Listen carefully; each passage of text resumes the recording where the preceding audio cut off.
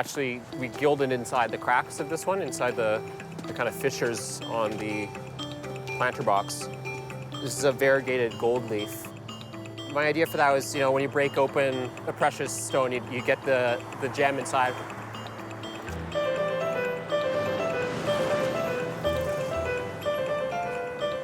As citizens of a city, we often assume someone is looking after it, when often they aren't. It's much more of a Wild West in public space than people think it is.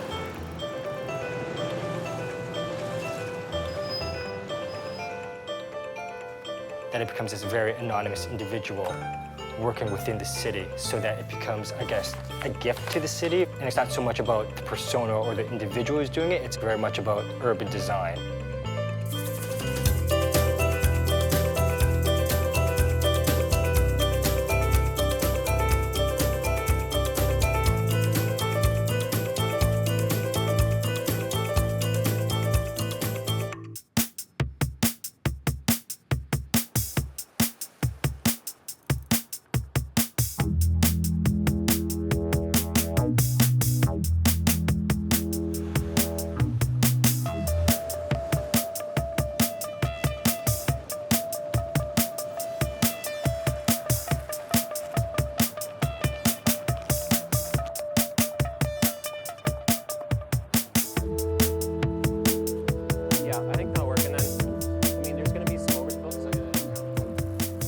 I moved from an interest in graffiti art and started really following what was happening with other types of interventions and street art, you might call it.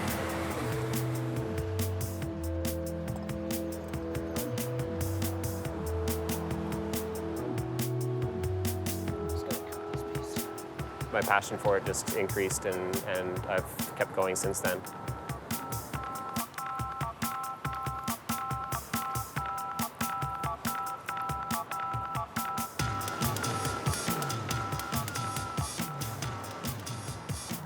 I was thinking about alternative ways of getting up, and what I decided to do was start engraving padlocks and being able to just lock them around the city. You occasionally see locks locked to things like bicycle locks that people have forgotten, and they're there for forever. So I thought this would be a great way to, especially in the wintertime when it's cold, do some projects on the inside and then just slap them up outside nice and quick. And sure enough, these have been here for a couple years, not sure exactly how long. They've rusted. And so this is just my name plus my little symbol. The idea being it's just like knot work, tying the hoop of the lock together to form the letter.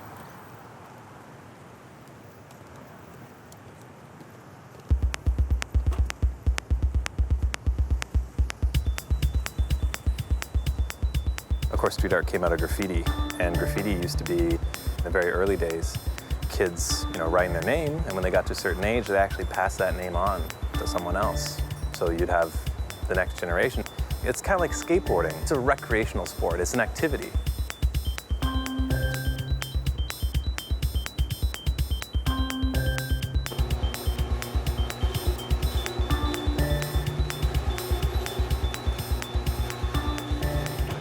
And there are people out there who kind of get off on the thrill of it and the adrenaline and the idea that it's an art crime. For me, I never liked that. Graffiti has a huge stigma behind it, but because of that stigma, anything that might be related to it, street art is often put into the same basket.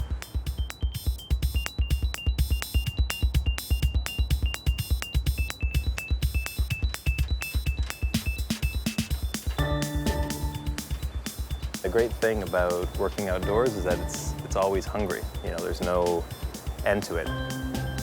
There's always room for more work. And also, it's not precious. You just work hard, you work a lot, you're always working, and it doesn't matter. It gets wiped out, it gets erased, and that's kind of really liberating in a way.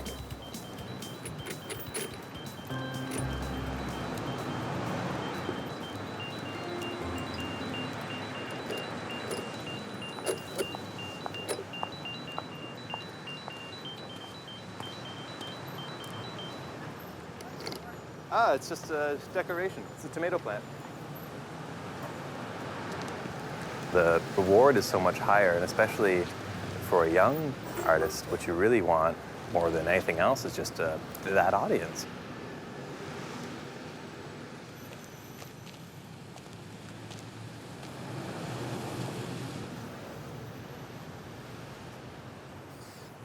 I think this one's kind of a nice, modest gesture in the fact that this won't last forever.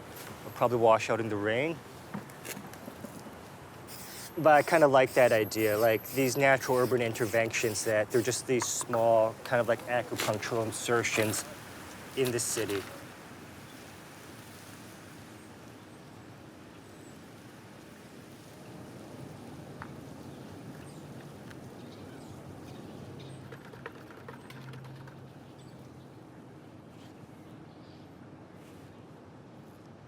These are just small sketchbook ideas and could probably take it a lot further than what I'm suggesting here.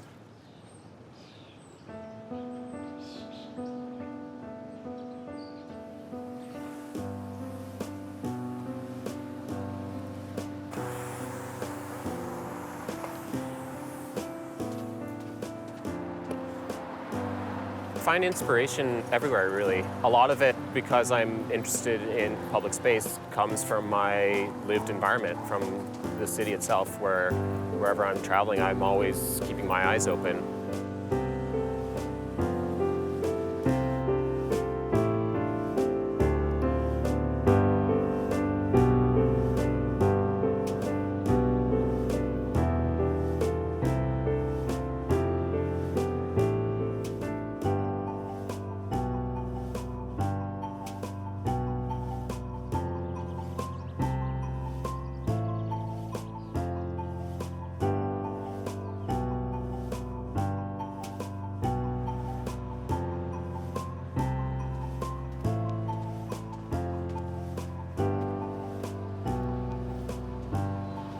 This plant-based work, that's definitely part of my interest in doing it, is to look more at our destruction of the environment, but also how we might be able to start improving it. There needs to be change both from a large point of view, but also in small little gestures as well.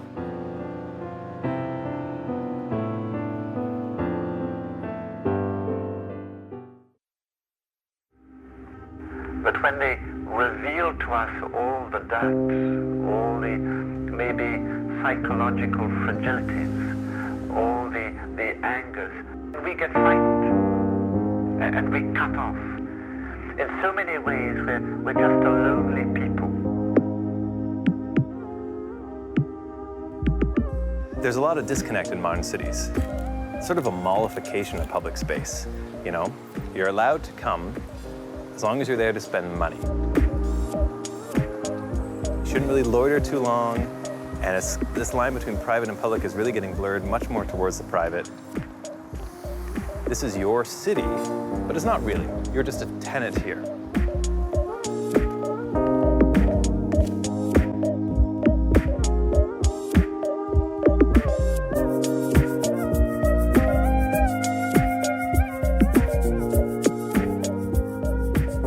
First it was sleeping, now it's sitting. Before you know, we're gonna have to keep moving. We're not allowed to stay standing in a spot.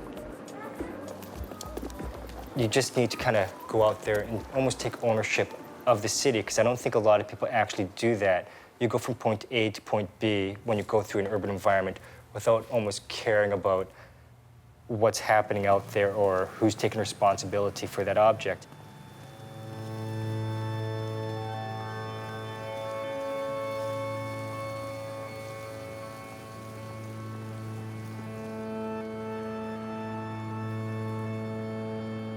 No one actually does take responsibility for what happens unless something goes horrendously wrong.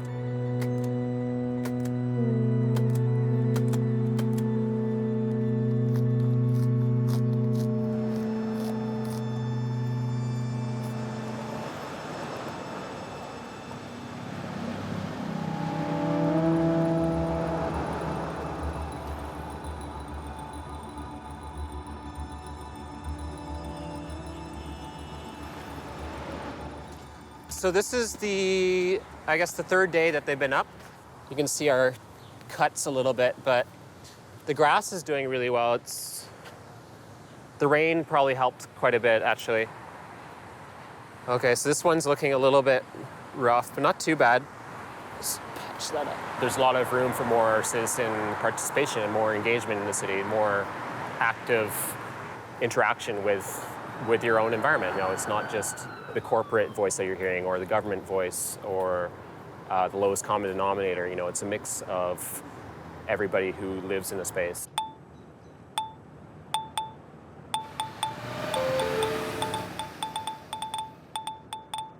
When you do this sort of art process, you're wandering around the streets a lot, you're exploring weird sort of areas of the city.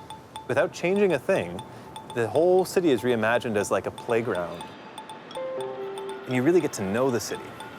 And as this process goes on over the years, if you stay active, you are really having an impact. You are changing this, even if it's not lasting, you are literally changing it. We still have these junky flyer boxes all over the city, littered everywhere. Half the time they're being used as garbage cans.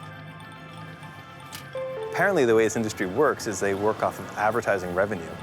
So they claim a certain amount of circulation, but it's cheaper for them not to actually go out and put these junky flyers in every flyer box. I was just looking at these and thinking about, wouldn't it be nicer if all these garbage cans could be planter boxes? Apparently, the real reason why I had such a reaction is that I was showing that they weren't filling up their end of the bargain. I never thought of myself as an activist until I began to be called that. I realized that is kind of the model I'm working in. I'm making this sort of art stunt, if you will. That's powerful.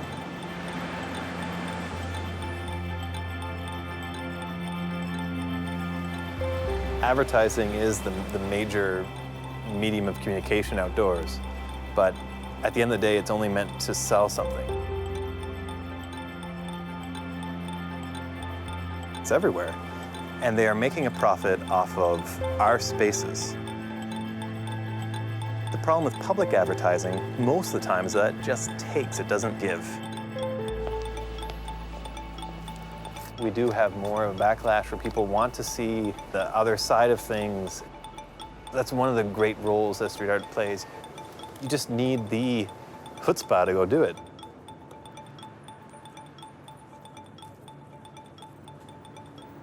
One of my goals is to bring extra attention to how our city is shaped and how our culture and laws are shaped as well, because people take the status quo for granted a lot of the time. I think a lot of it comes down to just public opinion, so things can actually change if there's enough public will.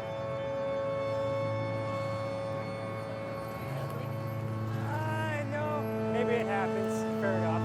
We just like to see it's a little bit of an urban wall, green wall.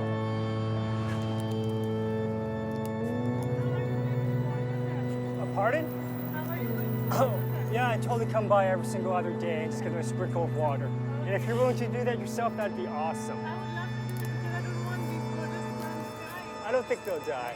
The idea is it's a good urban hack where basically the infrastructure of the city, you just simply repurpose it for something else. In this case, why not make an urban garden out of just kind of like, you know, ubiquitous urban advertising? If I'm feeling like a nice guy, I'll come back and water it. But people are pretty good about that. They feel for the plants. It's great.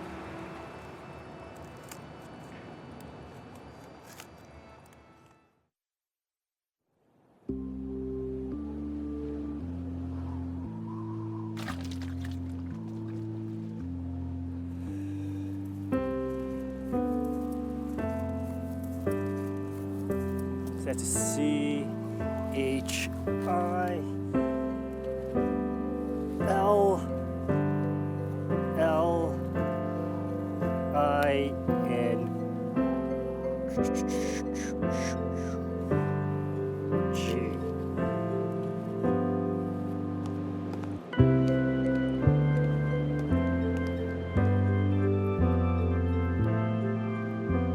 Well, if I understand correctly, it's only -15, which isn't too bad, but the wind chill is pretty insane.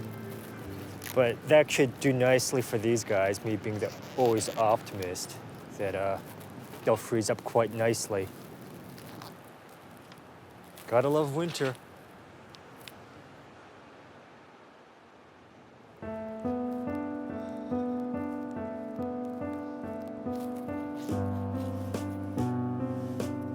I love the idea of semi-permanence and ephemerality, because I guess with old school street art and whatnot, it was always very much about making a permanent mark, saying that you're out there. I kind of like the idea of being completely anonymous and putting up work that's entirely different, that nobody knows who it really is. I can't read that tag. It's just this intervention in the city. And I think it's kind of brilliant when you know, as a viewer, that that thing's not going to last. It makes it a bit more precious and I think a bit more palatable and acceptable.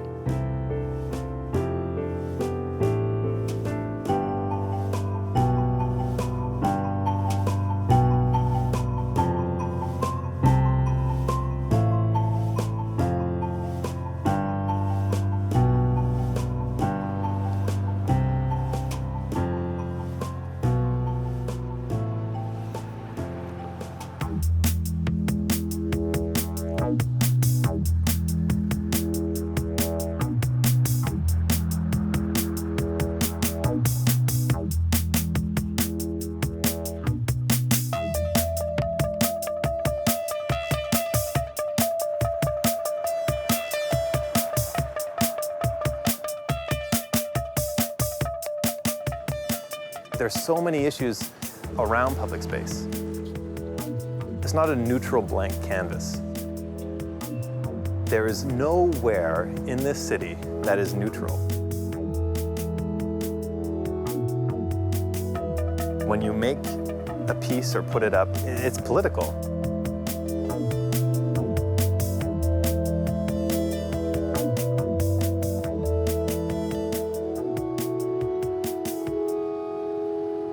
Yeah, so again, this is all part of the Outside the Planter Boxes project I organized. And we installed these different planter interventions all over the city. The installation for this planter was installed by a resident of this area, and he saw our installations that we were doing. He found out a little bit more about it and decided to do a couple of his own. One of them here, he's made kind of a Zen garden using recycled bike tires. This one, you see the sign he made, Great Canadian Fake in brackets swimming hole. It was his jab, he said, at the G20 and the fake lake that they made here in the city.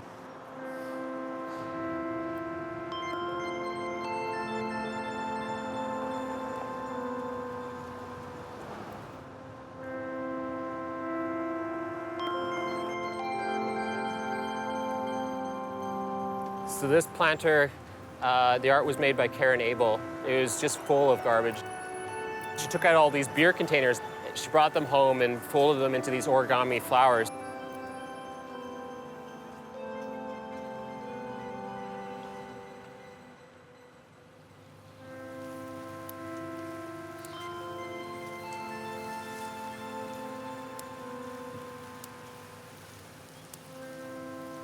Admittedly, I kind of happened across this whole idea because, quite frankly, I was bored with work, bored with my life.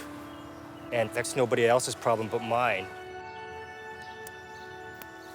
This incredibly vibrant city, but like, why is it that I can't do anything interesting or special with it? There's this bureaucracy around public and private spaces. If you start playing with those boundaries, I think you get pretty nice and interesting results.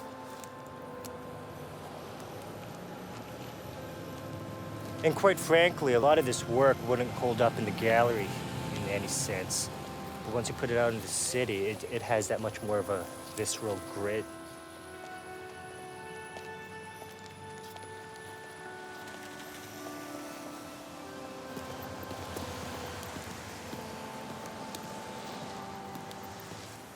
This idea of public-private space is a very black and white argument, and I think there's this gray zone that we all need to acknowledge. That the city these days isn't built like that anymore.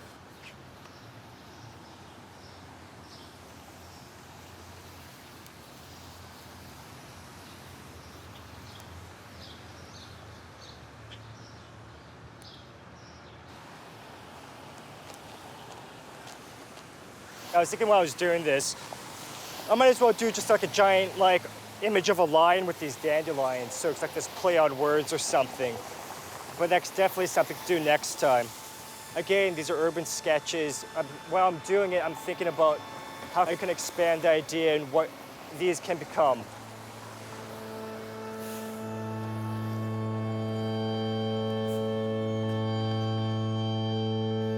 That's a lot of dandelions. Fair enough, fair enough. Oh, here. Nice to meet you. See you around Austin a lot. Cheers. A lot of people pass by without noticing it, and that's fine. But it is rewarding to know that I am in a city where interesting things happen.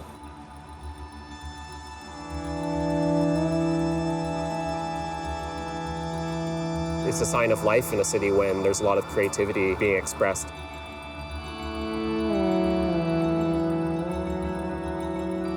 Projects like this can really highlight a problem and then allow change to happen. That's powerful.